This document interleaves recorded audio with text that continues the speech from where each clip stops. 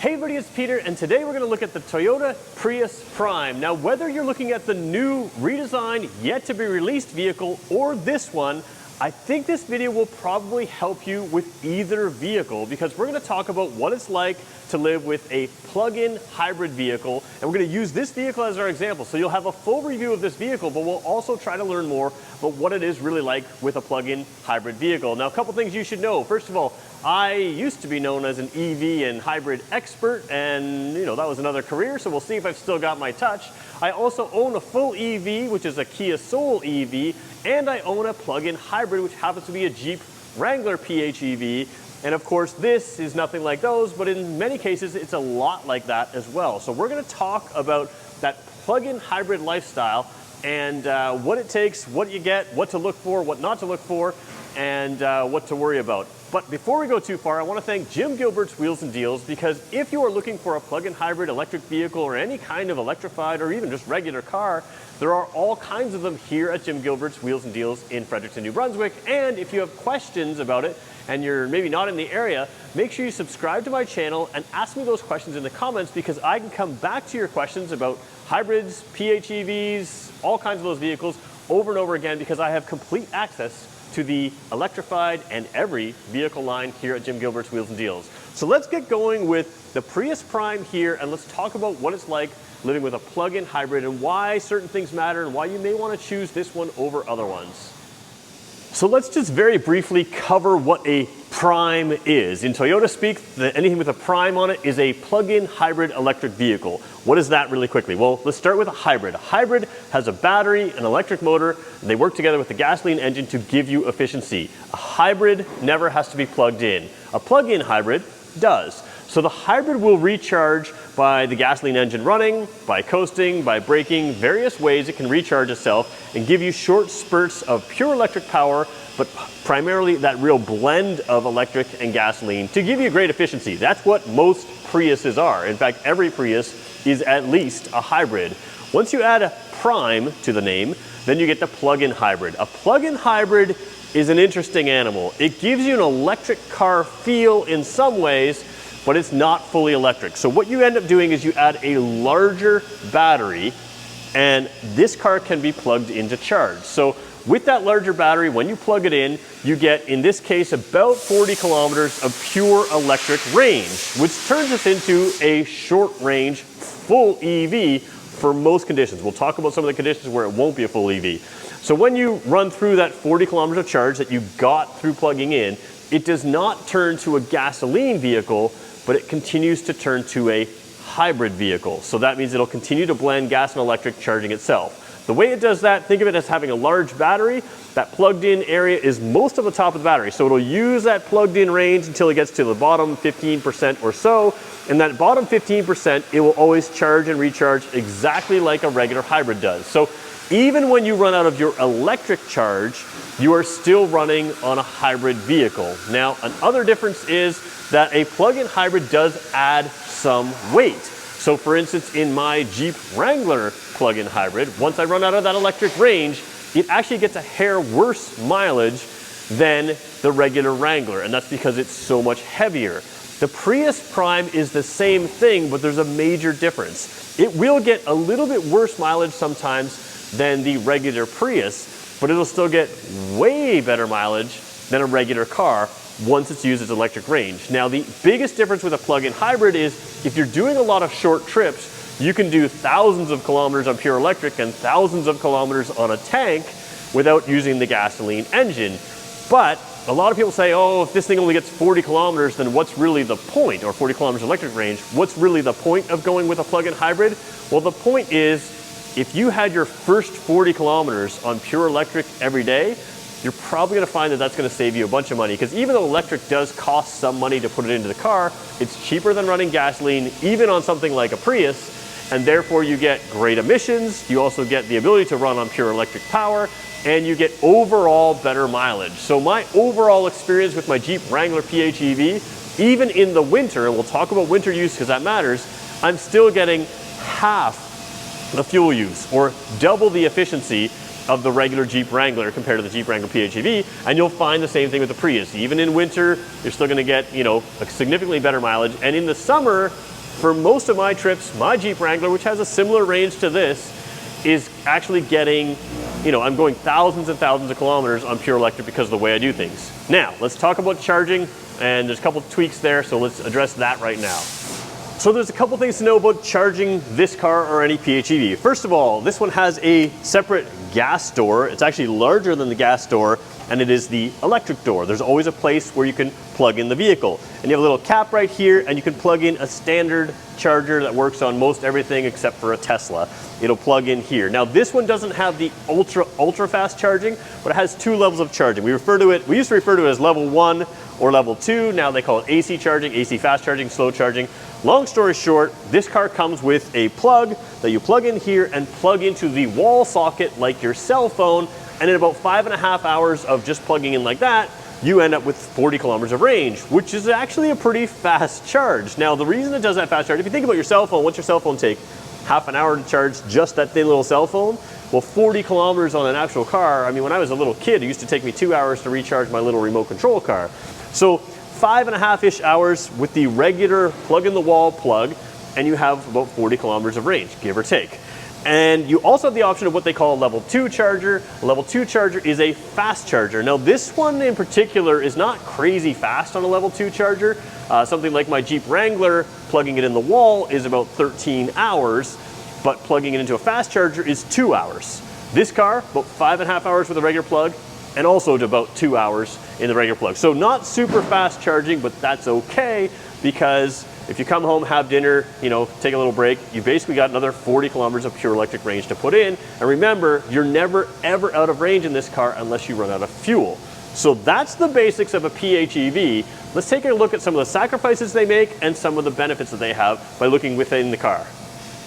One of the sacrifices you're going to see with a PHEV, other than price, is most PHEVs have to stick a large battery somewhere. In the Prius, it's clearly underneath here. There's a little bit of a lip up in here, and it does shrink the trunk space a little bit. Now, this is a hatchback. You actually have a lot of space in here above the seats, but when you can see the seats, it only looks like you have about half the seat, maybe 2/3 of the seat or so from the trunk, whereas normally you have a deeper seat, especially in something like a crossover or something like the Toyota RAV4, so you have a little bit of a shallower trunk.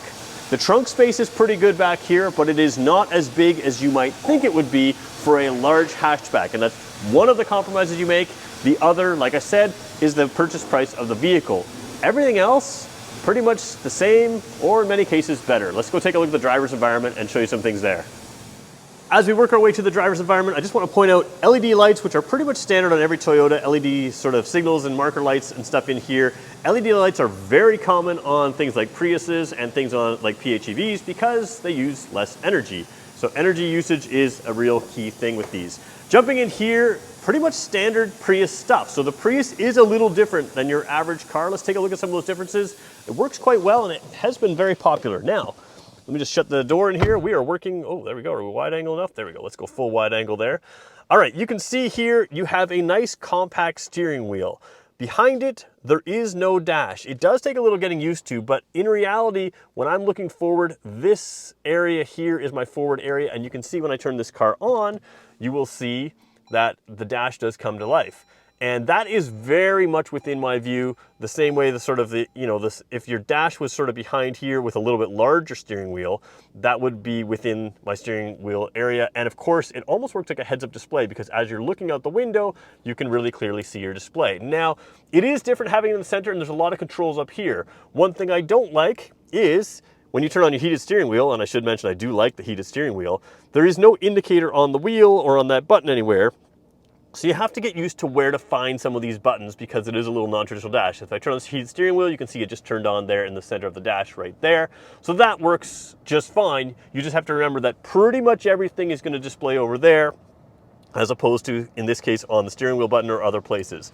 If you're buying a Toyota nowadays, modern Toyota, you're getting all the safety features. I almost don't even have to point it out. You have lane keeping assist, you have collision warning assist, all those kind of things. So all kinds of safety systems. And basically when you're paying a little bit extra for that PHEV, you don't have to worry with the Toyota because you're getting all the safety features you would get in any vehicle in that price range anyways. So there's always a number of displays in here. We're not going to go through every single one of them, but there are various displays that show just exactly what's going on with the climate system. Let me zoom in a little bit further. So that one's telling me that, hey, you're not using the motor. This is sort of you know, the gasoline engine, the electric motor, and the battery, again, in the display. They're not exactly the same locations, but the idea is the battery is being used right now to power the climate system, and that's what's going on, and various arrows will move different ways. These are something that when you have a car when it's new, you might find them enjoyable, and then you'll find that you just turn it to other information type displays. Big thing I want to point out is the EV mode right there. So let's zoom back out, because with an EV like this, you have the option of various drive modes, various EV and EV settings. The biggest thing you need to know is you can set this to go on EV from the start. So in other words, you use all your electric range up first and then you switch it to a hybrid, or you can set it to drive in a hybrid for now and then wherever you're going, use the electric motors there. So if you knew you were going to go to a busy city and drive around there, you may want to prevent this thing from using all of its electric range on the highway and save it to use all of its electric range in town. Overall here, there's a couple trim lines of the Prius Prime. This one's got about let's call it, I'm guessing a 7-inch screen or so. So 7-inch diagonal is usually, that's just my guess there, but it's a good screen, clear screen. Some of Toyota screens aren't as clear as this, but this one's very good. And you have automatic climate control. It is a single zone automatic climate control, not a dual zone. So again, for the price of the car, something to keep in mind. A lot of cars at this price point have a dual zone, although I don't know if it really matters. You do have your seat warmers down here as well, or rump roasters as I like to call them, low or high. I have mine on high right now. And you have, you know, very comfortable seating area, and it's still a bit of a compact car here, so you're not crazy, you know, zones apart. So I don't know that a dual zone system would work as well if it wasn't such a, you know, if it's a wider car, it may work fine. This is maybe a little bit larger than a Toyota Corolla in size. I do want to point out you have extra windows there, and this is a swooping down area. That's one thing that doesn't show in camera, but what that does is it gives you very large windows beside you and very good visibility overall. Priuses have very good visibility. Let's show you behind us now for a second, because there's another window I want to show you there.